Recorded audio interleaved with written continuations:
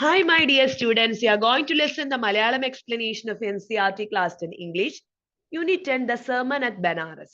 ഇപ്പൊ സെർമൺ എന്ന് വെച്ചൊരു സ്പിരിച്വൽ സ്പീച്ച് എന്നാണ് അതിന്റെ അർത്ഥം. ഇപ്പൊ ബനാറസിൽ വെച്ച് നടന്ന ഒരു സ്പീച്ചിനെ കുറിച്ചിട്ടുള്ളതാണ് ഇത്, ഈ ഒരു ലെസൺ. ബിഫോർ യു റീഡ്, കുറച്ച് ആക്ടിവിറ്റീസ് ഉണ്ട്. Use A dictionary or ask your teachers help as you discuss the following questions in groups. What is A sermon? Sermon എന്ന് വെച്ചാൽ എന്താണ്? അതൊരു സ്പിരിച്വൽ സ്പീച്ച്, ഒരു മതപ്രഭാഷണം എന്നൊക്കെ നമുക്ക് പറയാം. Is it different from A lecture or A talk? ഒരു lecture അല്ലെങ്കിൽ ഒരു സംസാരം അല്ലെങ്കിൽ ഒരു സാധാരണ രീതിയിലുള്ള ഒരു കോൺവെർസേഷനിൽ നിന്ന് ഡിഫറെന്റ് ആണ് sermon. Can this word also be used in a negative way or as a joke? As in my mother's sermon about getting my work done on time.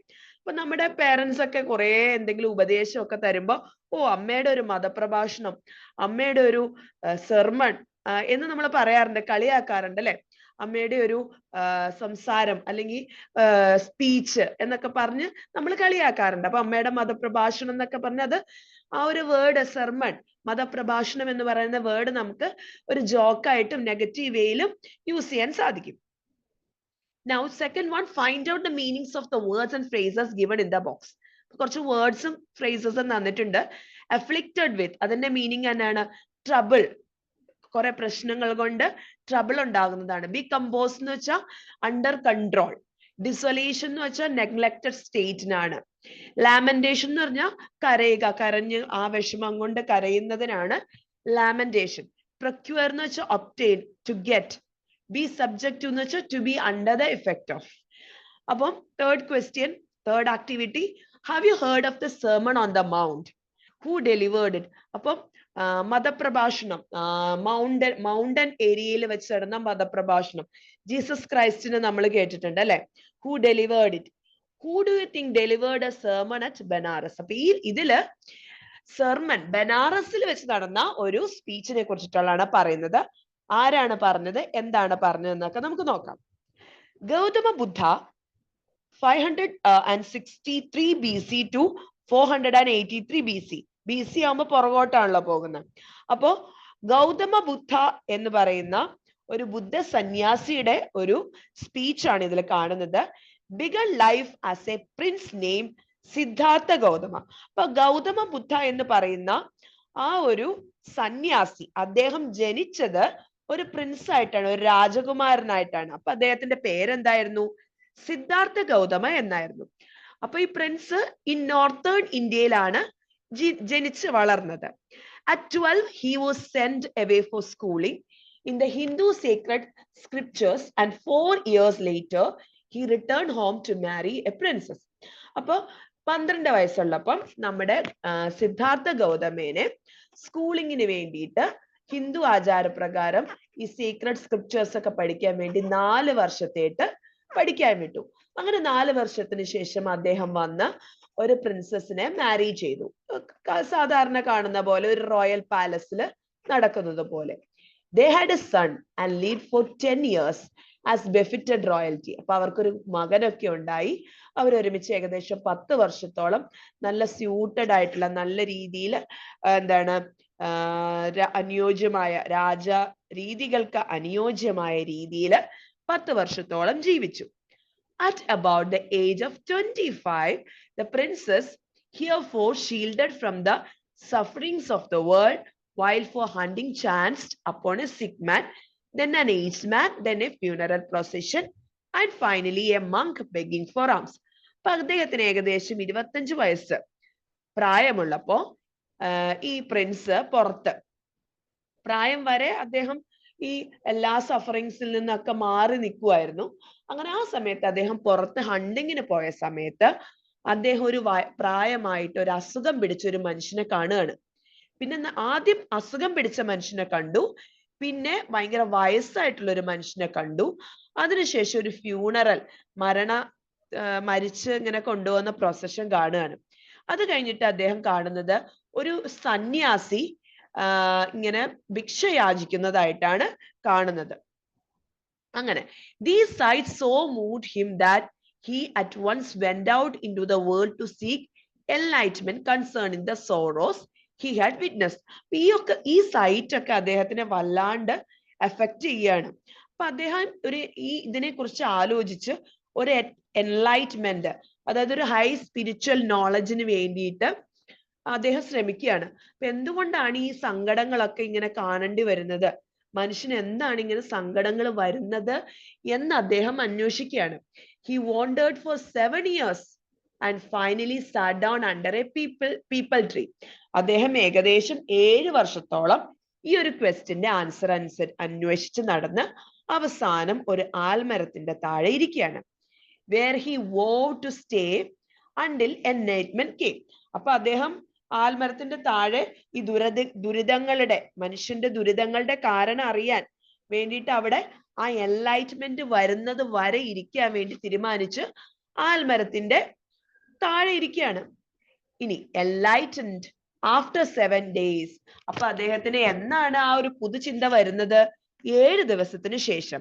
He renamed the tree the Bodhi tree. അങ്ങനെ അദ്ദേഹം ഇരുന്ന tree ഉണ്ടല്ലോ, ആൽമരം, അതിന് ബോധി tree എന്ന് പേര് കൊടുത്തു. അതിന്റെ meaning ആണ് tree of wisdom. Bodhi tree എന്ന് വെച്ചാൽ ട്രീ ഓഫ് വിസ്ഡം.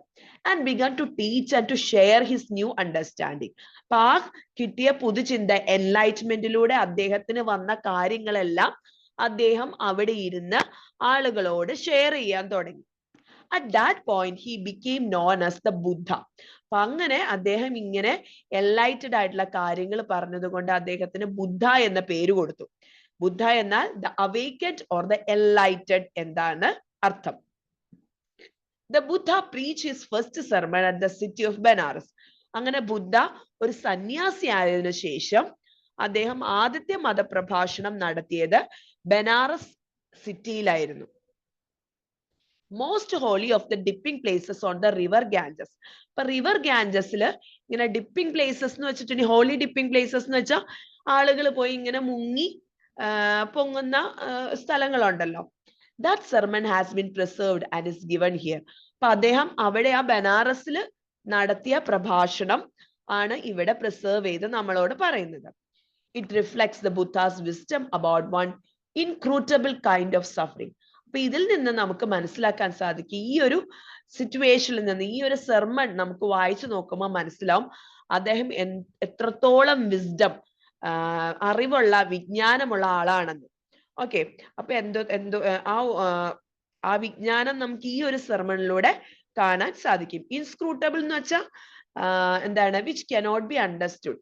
അപ്പൊ മനസ്സിലാക്കാൻ സാധിക്കാത്ത പല കാര്യങ്ങളുണ്ട് ജീവിതത്തിൽ, സഫറിങ്സ് ഉണ്ട്, അതൊക്കെ എന്താന്ന് മനസ്സിലാക്കാൻ സാധിക്കാത്ത കാര്യങ്ങളാണ്. പക്ഷെ ബുദ്ധയുടെ വിസ്ഡത്തോടു കൂടി, ആ അറിവോടുകൂടി നമ്മളോട് പറഞ്ഞു തരാണ്. അപ്പൊ ഒരു ഇൻസിഡന്റ് ആണ് ഇവിടെ പറയുന്നത്.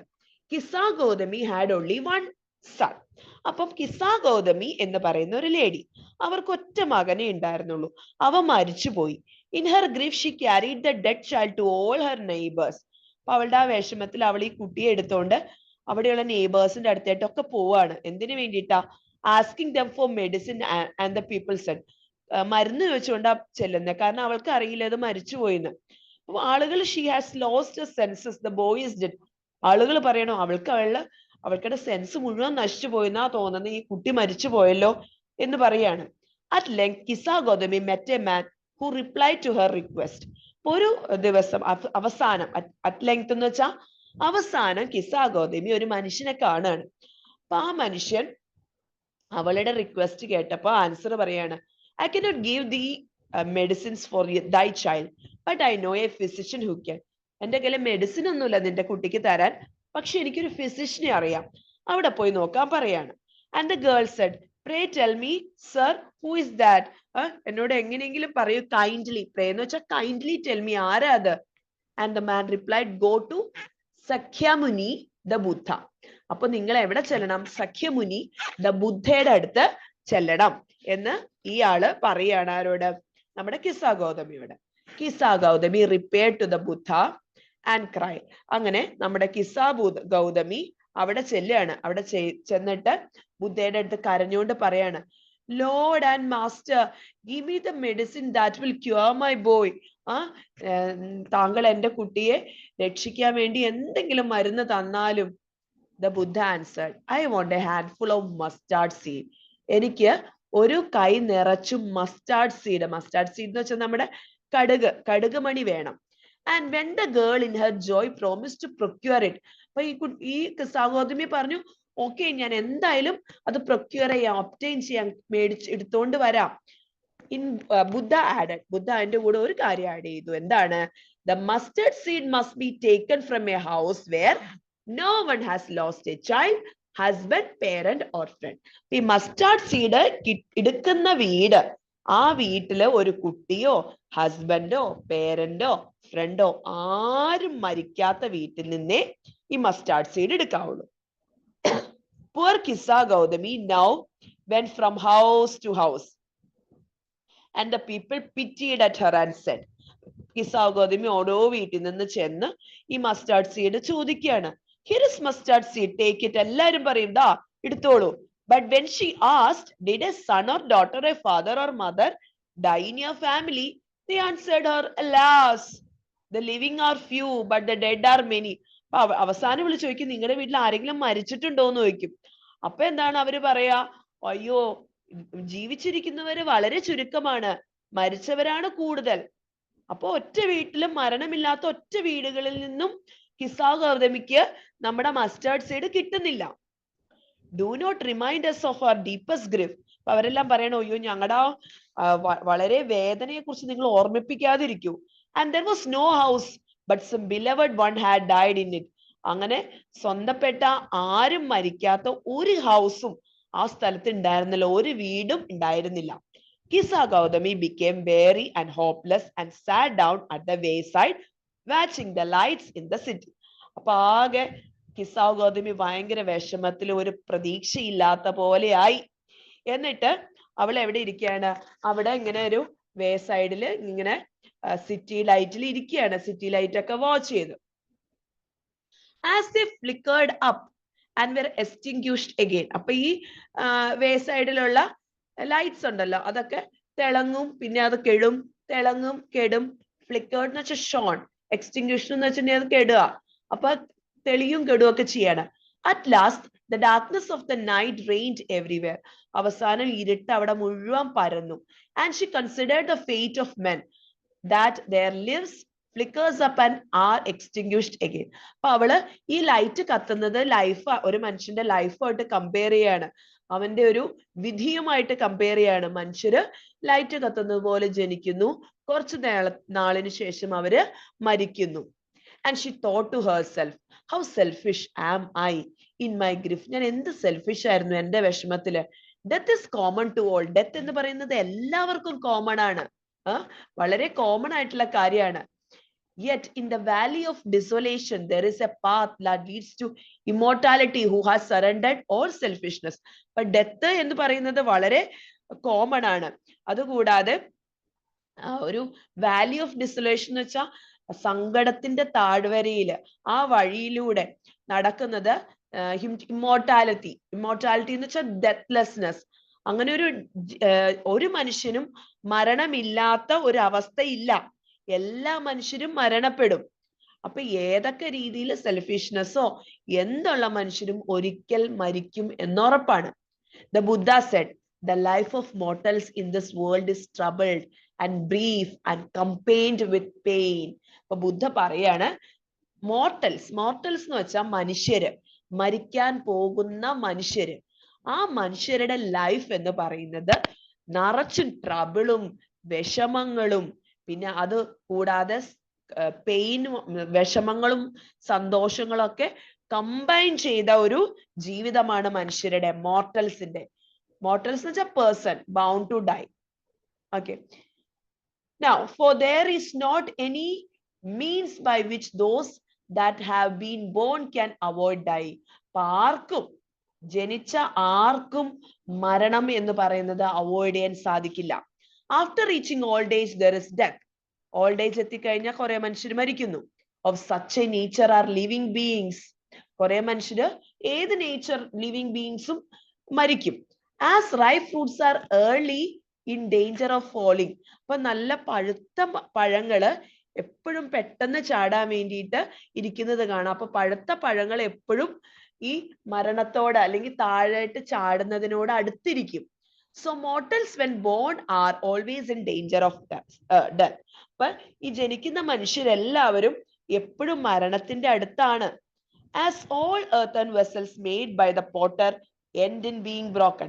ഏതൊക്കെ മൺപാത്രങ്ങള് ഈ പോട്ടർ മൺപാത്രങ്ങൾ ഉണ്ടാക്കുന്ന ആളുകൾ ഉണ്ടാക്കിയാലും അതെല്ലാം ഒരിക്കൽ പൊട്ടിപ്പോകും. So it is a life of mortals. അവിടെ ആ മൺപാത്രക്കാരൻ ഉണ്ടാക്കുന്ന earthen vesselsനെ മോർട്ടൽസിന്റെ ലൈഫുമായിട്ട് കമ്പയർ ചെയ്തേക്കാണ്. Both young and adult, both those who are fools and those who are wise, all fall into the power of death. All are subject to death. അപ്പൊ പറയാണ് ആര് യങ് ആയിട്ടുള്ള ആളുകളും അഡൽട്ട് ആയിട്ടുള്ള ആളുകളും വിഡ്ഢികളും വയസ്സായിട്ടുള്ള ബുദ്ധിമാന്മാരും എല്ലാവരും മരണത്തിന്റെ ഫേസ് ചെയ്യേണ്ടി വരും. അവർക്ക് എല്ലാവർക്കും മരണമുണ്ടാകും. Of those who overcome by death depart from life, a father cannot save his son, nor kinsmen their relations. അപ്പൊ ആർക്കും എന്താണ് മരണപ്പെട്ടവരെ രക്ഷിക്കാൻ പറ്റില്ല. ഒരു ഫാദറിന് മകനെ രക്ഷിക്കാൻ പറ്റില്ല, റിലേറ്റീവ്സിന് അങ്ങോട്ടും ഇങ്ങോട്ടും രക്ഷിക്കാൻ പറ്റില്ല, മരണത്തിന്റെ കാര്യത്തിൽ മാത്രം. Mark, while relatives are looking on and lamenting deeply, one by one mortals are carried off. അപ്പൊ നമ്മുടെ റിലേറ്റീവ്സ് ഒക്കെ മരിക്കുമ്പോൾ എന്താണ് ഒരാൾ മരിക്കുമ്പോൾ റിലേറ്റീവ്സ് ഒക്കെ കരഞ്ഞ് കണ്ണീരൊക്കെ ഒഴിച്ച് ഭയങ്കര വിഷമായിട്ടും ഒക്കെ ചെയ്യും. പക്ഷെ എന്നാലും ഓരോരുത്തരായിട്ട് ഈ ജീവിതത്തിൽ നിന്ന് പടിയിറങ്ങിപ്പോവും. Like an ox that is led to the slaughter. എന്തുപോലെയാണ് ഇവിടെ കമ്പയർ ചെയ്തേക്കണം മരണം? ഒരു ഓക്സ് ഇങ്ങനെ ഈ സ്ലോട്ടേഴ്സ് ഉണ്ടല്ലോ, കില്ല് ചെയ്യണ ആൾക്കാര്, അവരെ ഇങ്ങനെ 1 by 1 ആയിട്ട് കില്ല് ചെയ്ത് അവരെ ഇറച്ചെടുക്കുമല്ലോ, അതുപോലെ മരണം ഓക്സിനെ പോലെ 1 by 1 ആയിട്ട് എല്ലാ മോർട്ടൽസിനും ഉണ്ട് എന്നാണ് ഇവിടെ എഴുതിയിരിക്കുന്നത്, നമ്മുടെ സ്പീച്ചിൽ എഴുതിയിരിക്കുന്നത്. So the world is afflicted with death and decay. അതായത് വേൾഡ് എന്ന് പറയുന്നത് എപ്പോഴും എന്താണ് അഫക്റ്റഡ് ബൈ മരണവും ആ മരണശേഷമുള്ള ആ ഒരു ചീഞ്ഞ അവസ്ഥയും എല്ലാവർക്കും ഉണ്ട്. Therefore the wise do not grieve, knowing the terms of the world. അപ്പൊ എന്താണ്, അതുകൊണ്ട് തന്നെ ബുദ്ധിയുള്ളവര് മരണം നടന്നാൽ കരഞ്ഞു വിഷമിച്ചിരിക്കില്ല, കാരണം അത് വേൾഡിന്റെ ഒരു റൂളാണ് എന്നാണ് പറയുന്നത്. Not from weeping nor from grieving will anyone obtain peace of mind. അപ്പോ കരഞ്ഞത് കൊണ്ടോ അല്ലെങ്കിൽ കുറെ നേരം വിഷമിച്ചിരുന്നത് കൊണ്ടോ മരണം നടന്നു കഴിഞ്ഞാൽ ആർക്കെങ്കിലും പീസ് ഓഫ് മൈൻഡ് കിട്ടോ? ഇല്ല. On the contrary, his pain will be the greater and his body will suffer. അതിന് പകരം ആ വിഷമം സഹിക്ക വയ്യാതെ നമ്മുടെ ബോഡിക്ക് ഭയങ്കര സഫറിങ് വരികയും അതുപോലെ ഹെൽത്ത് ഇഷ്യൂസ് ഉണ്ടാവുകയും ചെയ്യുന്നു. കാരണം നമുക്കറിയാം വിഷമിച്ചിരുന്ന മുടി നരയ്ക്കും അല്ലെങ്കിൽ നമ്മുടെ ഹെൽത്ത് ഇഷ്യൂ വരും എന്നാണ് പറയുന്നത്. He will make himself sick and pale, yet the dead are not saved by his lamentation.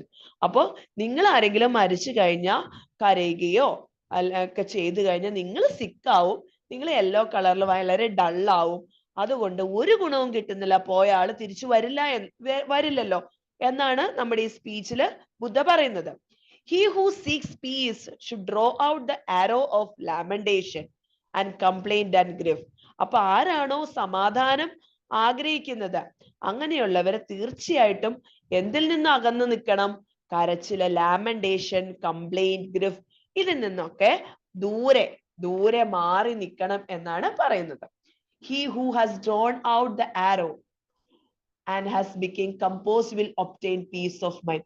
ആർക്കാണോ എന്താണ് ഒരു ഈ വിഷമം അല്ലെങ്കിൽ ബുദ്ധിമുട്ട് എന്ന് പറയുന്ന ആ ഒരു ആരോയിൽ നിന്ന്, ആ ഒരു അവസ്ഥയിൽ നിന്ന് ദൂരെ നിൽക്കാൻ സാധിക്കുന്നത്, അവർക്ക് എന്ത് ലഭിക്കും? പീസ് ഓഫ് മൈൻഡ് കിട്ടും. He who has drawn out that arrow and has become composed will obtain peace of mind. ആർക്കാണ് പീസ് ഓഫ് മൈൻഡ്? എങ്ങനെയുള്ള മനുഷ്യർക്കാണ് പീസ് ഓഫ് മൈൻഡ് കിട്ടുക? The people who has drawn out the arrow and has become composed will obtain peace of mind. അപ്പൊ വിഷമം എന്ന് പറയുന്ന അവസ്ഥയിൽ നിന്ന്, ആ ഒരു ആരോയിൽ നിന്ന്, ആ ഒരു രേഖയിൽ നിന്ന് മാറി നിന്ന് സ്വയം ചിന്തിച്ച് കമ്പോസ്ഡ് ആയിട്ട് ചിന്തിക്കാൻ കഴിയുന്ന മനുഷ്യന് പീസ് ഓഫ് മൈൻഡ് കിട്ടും. He who has overcome all sorrow will become free from sorrow and be blessed. അപ്പൊ ആ ഒരു വിഷമത്തിൽ നിന്ന് ഫ്രീ ആവാൻ സാധിച്ചാൽ അവര് ബ്ലെസ്ഡ് ആണ് എന്നാണ് ബുദ്ധയുടെ ഈ ഒരു എന്താണ് ഈ ഒരു സർമൺ സ്പിരിച്വൽ സ്പീച്ചിലൂടെ നമ്മളോട് പറഞ്ഞു തരുന്നത്.